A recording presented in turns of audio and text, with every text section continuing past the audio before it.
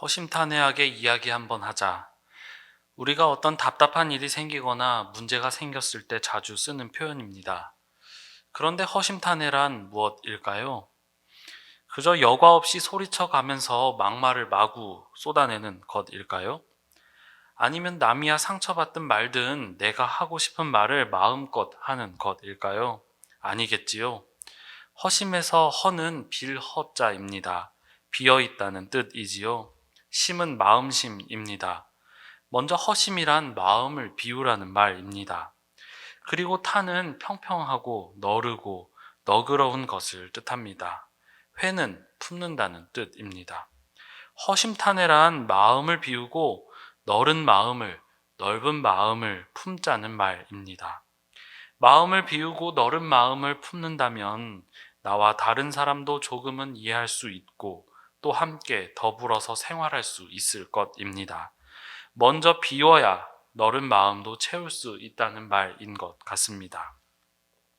어쩌면 우리의 일상과 우리의 신앙생활도 그렇지 않을까요? 잘못된 것을 살피고 잘 비워야 바르고 건강하게 채울 수 있을 것 같습니다. 잘못된 탐욕은 허황된 허영을 좇게 만들고 소명이 아닌 허영심이 만들어낸 결과란 겉만 요란하고 속은 텅 빈 기껏해야 목에 힘만 주는 허세일지도 모르기 때문입니다. 우리는 먼저 우리 안에 잘못된 것은 없는가 살펴보아야 하겠습니다. 우리가 구하며 좇고 채우는 것이 허영은 아닌지, 우리의 신앙이 껍데기뿐인 허세는 아닐지 살펴야 하겠습니다. 5월의 실록이 정말 푸르릅니다. 푸르른 생명이 가득한 이 계절에 우리는 부활절기를 보내고 있습니다. 하나님께서 십자가에 죽은 예수님을 죽음에서 생명으로 일으키신 부활 사건은 오늘 체념하고 절망한 우리에게 다시 위로와 용기를 줍니다. 빈 무덤과 같은 우리의 마음을 주님을 모시는 성전으로 새롭게 세워갈 희망을 찾도록 부르시기 때문입니다. 우리가 우리 안에 잘못된 것들을 비우고 부활하신 주님을 우리 마음에 모시고 살아갈 수 있기를 기원합니다. 우리의 삶을 허심탄회하게 밑바닥부터 깊게 돌아보면서 우리와 함께 하시는 주님의 은총을 깨달을 수 있다면 좋겠습니다. 우리도 주님과 같이 마음을 비우고 너른 마음으로 이웃과 더불어 살아갈 수 있기를 기도합니다. 오늘 우리는 에스겔의 말씀을 받아 읽었습니다. 에스겔은 크게 세 부분으로 나누어 읽을 수 있습니다. 에스겔 1장, 20장, 24장에 담겨 있는 일부는 이스라엘에 대한 심판이 있습니다. 그리고 25장에서 32장의 2부는 이방 민족에 대한 심판이 있습니다. 그리고 3부인 33장에서 48장은 이스라엘의 회복과 구원에 관한 말씀이 담겨져 있습니다. 1부와 2부가 이스라엘 곳곳과 그 주변에 뿌리 깊게 박혀 있는 잘못된 것들을 비우고 살피는 것이라고 한다면 3부는 하나님께서 그들을 절망으로부터 위로하시고 너른 마음과 사랑으로 이스라엘 백성을 모으시며 일으키시는 내용을 담고 있습니다. 에스겔은 이스라엘에서 비워야만 하는 것들을 다른 이들과 다르게 선명하고 분명하게 보았습니다. 에스겔의 눈에 유독 띄었다고 할 수 있겠지요. 에스겔의 때에 이스라엘 사람들의 삶과 종교 생활은 당연하게 조상들로부터 배우고 익혀온 것이었습니다. 그런데 하나님께 부름받은 에스겔의 눈에는 그 모든 것들이 너무도 생경하고 역겨운 것이었습니다. 가랑비에 옷 젖는지 모른다고 하는 말처럼 에스겔의 눈에 비친 이스라엘 사람들은 뿌리 깊은 곳까지 어느새 부패하고 타락해 있었습니다.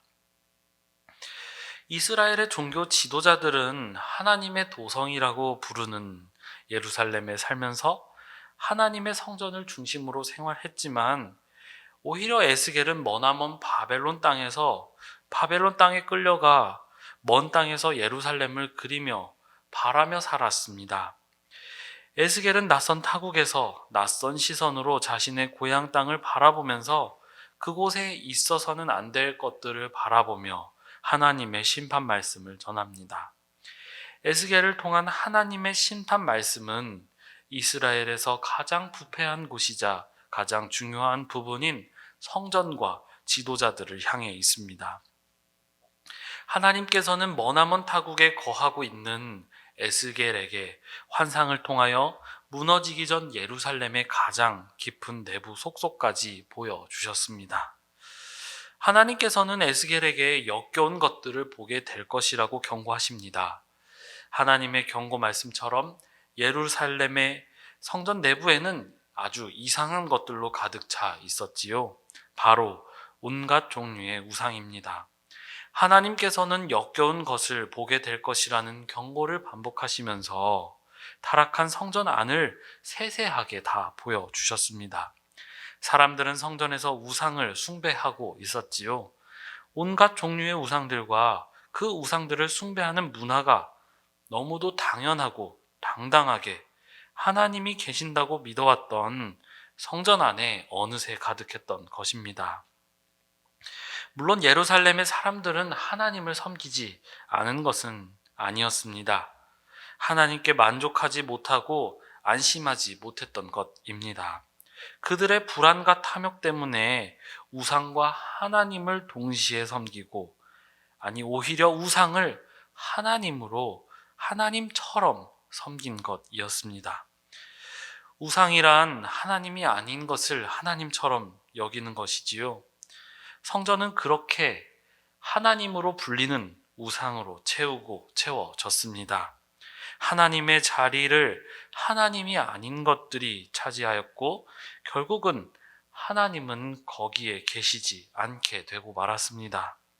하나님께서는 에스겔에게 그 성전에서 우상숭배하는 이들이 철저하게 심판을 받는 모습과 하나님의 영광이 성전을 떠나는 모습을 보여주셨습니다.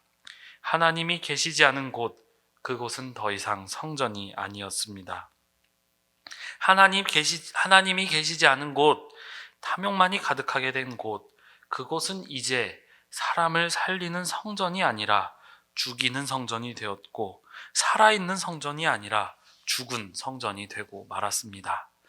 그런데 문제는 눈에 보이는 성전이라는 건물에 채운 우상만은 아니었습니다. 에스겔은 이스라엘의 중요한 일과 역할을 감당하는 지도층들을 향해서 너희 마음의 우상을 모셨다고 에스겔서 14장 2절에서 비판하고 있습니다. 이스라엘의 지도층은 하나님을 찾지 않고 오히려 마음에는 우상을 모시고 섬기면서 그 몸과 마음이 우상을 향해 있으면서도 위험할 때만 하나님을 찾을 뿐이었습니다. 형식적으로는 하나님을 섬기는 제사장이요, 예언자요, 신앙인이었지만 그 눈은 우상을 바라보고 있었고, 그 입은 우상을 하나님이라 부르며 마음속 깊은 곳까지도 우상을 섬기고 있었던 것입니다. 하나님에 대한 사랑이 없는 곳, 그곳에 탐심과 우상이 자리하게 된 것입니다. 이것이 에스겔이 바라본 철저하게 비워내야 할 가장 심각한 문제였습니다. 하나님이 없는 종교 지도자, 탐심만이 가득한 종교 지도자의 결말이 무엇이겠습니까? 사람들을 생명이 아니라 죽음으로 이끄는 지도자의 신앙이란 이미 죽이는 신앙이 아닐까요? 그러면 이스라엘 주변은 어떠했을까요? 이스라엘 주변의 가장 큰 문제는 교만으로 대표된다고 할 수 있습니다. 하나님을 알지 못하고 두려워하지 않으니 자신들을 하나님과 같다고 그렇게 교만한 것입니다. 에스겔 27장 2절은 이렇게 말씀합니다. 사람아, 두로의 통치자에게 전하여라. 나 주 하나님이 이렇게 말한다. 너의 마음이 교만해져서 말하기를 너는 네가 신이라고 하고 네가 바다 한가운데 신의 자리에 앉아 있다고 하지만, 그래서 네가 마음속으로 신이라도 된 듯 우쭐대지만 너는 사람이요 신이 아니다. 심판의 이유가 되는 모든 죄와 악의 뿌리에는 우상숭배와 교만이 있었던 것입니다. 에스겔은 깊은 속까지 부패하고 타락한 성전을 보았습니다. 겉으로는 하나님을 섬긴다고 말하며 성전을 드나들면서도 마음속 깊은 곳, 그곳을 날카롭게 바라보았습니다. 하나님을 두려워할 줄 모르는 오만으로 가득 찬 이스라엘의 주변도 보았습니다. 다가오는 심판 앞에서 에스겔은 절망하거나 체념하거나 좌절하지 않았습니다. 하나님께서는 에스겔을 통해서 철저한 심판을 경고하셨지만 새 희망의 약속을 주셨기 때문입니다. 역겹고 추악한 것들은 주님께서 철저하게 비우시고 새 희망으로 사랑으로 채워주시겠다는 약속입니다. 좌절과 절망과 체념으로부터 생명으로 일으켜 주시겠다는 약속입니다. 에스겔서 11장 16절에서 20절은 이렇게 선언하고 있습니다. 그러므로 너는 그들에게 일러라. 나 주 하나님이 이렇게 말한다. 비록 내가 그들을 멀리 이방 사람들 가운데로 쫓아버렸고 여러 나라에 흩어 놓았어도 그들이 가 있는 여러 나라에서 내가 잠시 그들의 성소가 되어 주겠다 하여라. 그러므로 너는 포로가 된 동포들에게 이르기를 나 주 하나님이 이렇게 말한다. 내가 여러 민족 속에서 너희를 모아들이고 너희가 흩어져 살고 있는 그 여러 나라에서 너희를 모아 이스라엘 땅을 너희에게 주겠다 하여라. 그들이 그곳으로 가서 그 땅에 보기 싫고 역겨운 우상들을 그 땅에서 다 없애 버릴 것이다. 그때에 내가 그들에게 일치된 마음을 주고 새로운 영을 그들 속에 넣어주겠다. 내가 그들의 몸에서 돌같이 굳은 마음을 없애고 살같이 부드러운 마음을 주겠다. 그래서 그들은 나의 율례대로 생활하고 나의 규례를 지키고 그대로 실천하여 내 백성이 되고 나는 그들의 하나님이 될 것이다. 하나님께서는 봄을 맞아 대청소하듯이 이스라엘 사람들을 이스라엘 밖으로 다 내보낸 뒤에 잘못된 것을 모두 비우고 그들을 다시 제자리로 불러 하나님의 백성답게 살아가도록 하시겠다고 말씀하십니다. 완전히 모든 것이 무너졌을 때 성전마저도 무너질 텐데 그때에도 나를 찾는 이들에게는 내가 직접 성전이 되어 주겠다는 위로의 말씀을 주십니다. 또 돌처럼 굳은 마음을 비우고 살처럼 부드러운 마음을, 바로 하나님과 이웃을 향한 뜨거운 사랑을 채워 넣어 주시겠다는 위로와 약속을 전해 주십니다.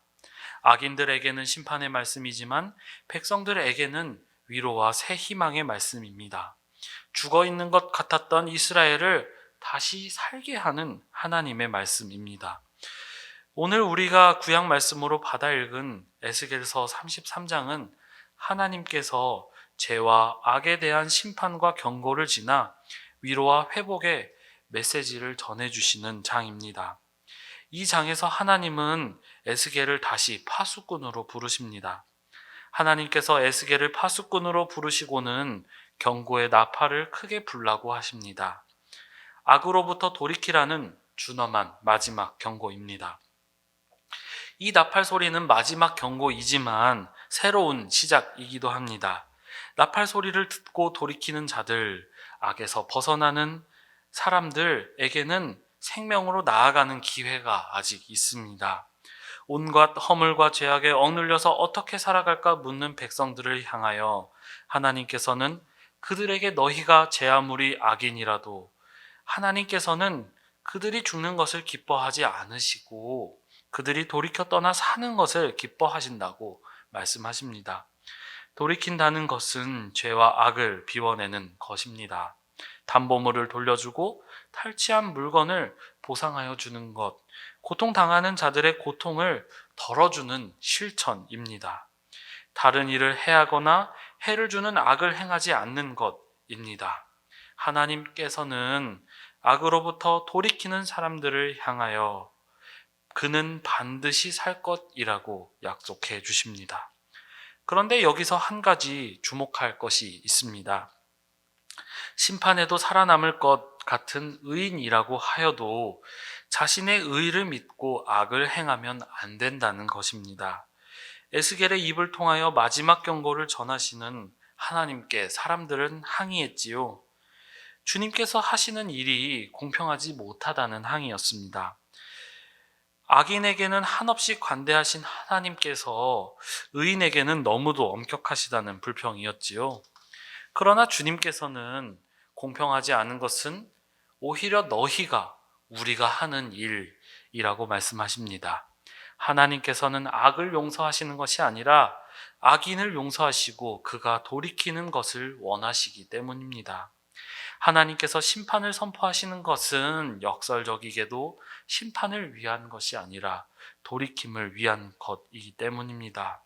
그들이 살 수 있는 것은 우리가 살 수 있는 것도 하나님의 불공평이 아니라 하나님의 자비 덕분이기 때문입니다. 하나님의 자비를 구하는 사람, 그는 반드시 살 것입니다. 이러한 에스겔의 심판 선언 뒤에 예루살렘으로부터 도망쳐온 자가 에스겔에게 와서 말합니다. 바로 예루살렘 성이 무너진 것입니다. 하나님의 심판이 이루어진 것이지요. 성전도 처참히 무너졌습니다.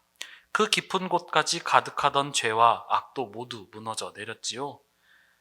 이스라엘 안에 있는 모든 것은 무너졌지만 이제 머나먼 타국 바벨론에 끌려온 사람들과 살아남은 사람들이 아직 있습니다. 이제는 과거를 탓할 수도 탓할 이유도 없습니다. 비록 바닥보다 더 아래로 깊고 더 깊은 곳으로부터 시작해야 하지만 다만 살아남은 자들은 오늘을 사는 사람들은 이제 하나님께로 돌이켜 나아갈 일만 남았습니다. 한 걸음 걸어가면 되겠지요. 하나씩 새로 채워가면 될 것입니다.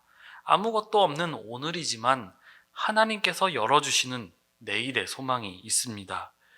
에스겔서의 하반부는 하나님께서 보여주시는 꿈과 소망으로 가득 차 있습니다. 하나님께서 에스겔을 통하여 새로운 꿈을 이스라엘 백성에게 보여주셨습니다. 그것은 바로 하나님께서 친히 목자가 되어주신다는 것과 마른 뼈들의 살과 힘줄이 생기고 새 생명으로 채워지는 꿈입니다. 그리고 남과 북으로 갈라져 다투고 있는 이스라엘 백성에게 이스라엘과 유다라고 쓴 두 막대기를 합하여 하나가 되도록 하라고 하시지요. 분단된 나라가 하나가 되는 꿈입니다. 그리고 마지막으로 새로운 성전에 대한 꿈도 보여주십니다. 온갖 죄와 악이 깨끗이 치워져 있는 비어있는 성전입니다. 그곳에서 주님이 친히 함께 하시는 꿈입니다. 새로운 성전에서는 생명을 살리는 샘물이 흘러나옵니다. 가는 곳마다 생명을 풍성하게 하고 열매를 맺도록 하고 그 잎은 치료약이 되는 꿈입니다. 제 아무리 깊은 절망 상황 속에서도 하나님께서 주시는 소명이 있는 사람, 그는 반드시 살 것입니다. 에스겔이 받은 이러한 꿈들은 허황된 허영도 허세도 아닙니다. 에스겔과 그의 제자들이 그리고 하나님의 백성들이 더럽고 부패한 것들을 깨끗이 비우고 난 뒤에 채우고 만들어 가야 할 하나님께서 주시는 소명입니다. 주님 앞에서 주님과 함께 살아있는 생명답게 살아갈 수 있는 열어가야 할 길입니다. 하나님께서는 이처럼 밑바닥부터 뼈 아프게 시작해야 하는 새 희망을 에스겔을 통하여 열어 보여주신 것입니다. 에스겔은 가장 절망적인 상황에서 가장 낮은 곳에서 끝까지 동행하시고 지키시며 함께 하시는 하나님을 믿고 바라보았습니다. 그리고 살아남은 이들에게 하나님께로 돌이키라고 비워내야 할 것과 채워야 할 것을 에스겔이 그 분별과 지혜를 보여주었습니다. 오늘 코로나로 답답하고 어려운 시대를 살아가는 우리에게도 비워내야 할 것과 채워내야 할 것을 아는 에스겔과 같은 분별과 지혜가 있기를 기원합니다. 말씀을 마무리하겠습니다. 코로나의 확산세가 끝이 보이질 않습니다. 너무도 힘겨운 현실에 오늘 우리는 희망이 어디에 있는지 답답하기만 합니다. 하지만 시간이 지나면 코로나도 반드시 지나가겠지요. 사람들은 코로나를 지나간 그 끝에서 새로운 시대가 시작될 것이라고 합니다. 하지만 새로운 시대는 하늘에서 떨어지고 땅에서 솟아나지는 않을 것입니다. 어려운 때일수록 허황된 허영을 쫓고 탐욕을 채우고 허세만이 가득한 생활이 아니라 하나님 앞에서 겸허한 마음으로 이웃과 더불어 살아가기를 우리가 함께 기도해야 하겠습니다. 희망이 보이지 않는 깊은 절망과 어둠 속에서도 악으로부터 돌이키는 사람, 하나님의 자비를 구하는 사람, 하나님께서 주시는 소명이 있는 사람, 그 사람은 반드시 살 것입니다. 그리고 다른 이도 살리는 사람이 될 것입니다. 우리가 하나님 앞에서 우리의 마음을 겸허히 비울 때, 우리가 이웃과 더불어 사랑하고 섬기며 살아갈 때, 부활하신 주님께서 우리 가운데 함께하여 주시고 우리를 주님을 닮은 사랑과 자비로 가득 채워주시며 생명과 평화의 길로 동행하시고 인도해 주실 것입니다. 함께 기도드리겠습니다. 작고 연약한 우리를 부르셔서 주님의 뜻과 역사를 이루어 가시는 주님, 언제나 우리의 길에 동행하시며 인도하시는 주님께 감사와 찬미를 드립니다. 이 계절에 싱그럽게 가득 돋아나는 연두잎 이파리들처럼 분주한 일상 가운데 지치고 상처받고 굳어진 우리의 마음도 새롭게 하여 주옵소서. 부활하신 주님과 새로운 믿음과 소명으로 다시 일어서게 하옵소서. 주님께서 우리를 불목과 절망으로부터 용서와 화해 그리고 희망으로 이끌어 주시기를 기원합니다.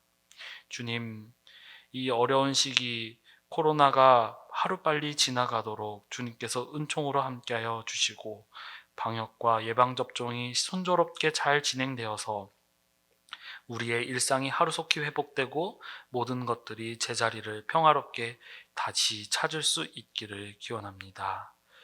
주님, 골짜기에 불어온 하나님의 생기가 마른 뼈들을 일으켜 세운 것처럼 우리도 다시 새 생명으로 일어날 수 있도록 용기와 새 소명을 더하여 주옵소서. 우리의 생활과 신앙도 생명과 평화를 향하여 걸어갈 수 있도록 항상 함께 해주시고 인도해 주옵소서. 예수님의 이름으로 기도드립니다.